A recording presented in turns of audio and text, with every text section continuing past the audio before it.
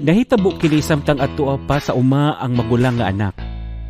Sa iyang pagpauli ug sa dihang nagkaduol na siya sa ilang balay, nadungog niya ang sunata ug panagsayaw. Busa, gitawag niya ang usa sa mga sulugoon ug nangutana. Nagunsa man mo diha sa balay? Ang imong manghod mipauli na ug maayo ang iyang panglawas ug wala maunsa. Busa gipaihaw sa imong amahan ang gipatambok nga turyong baka. Pagkadungog niya niini, nasuko siya ug dili na siya gustong musulod sa balay.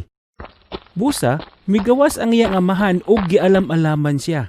Hinumdumi ragud kung pila na katuig ang akong pag-alagad kanimo.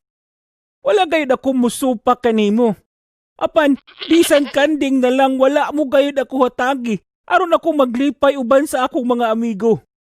Karon, pag-abot sa imong anak nga nag-usik-usik sa imong kabtangan uban sa dautan nga mga babayi, gipaihawan mo pa siya sa gipatambok nga turyong baka.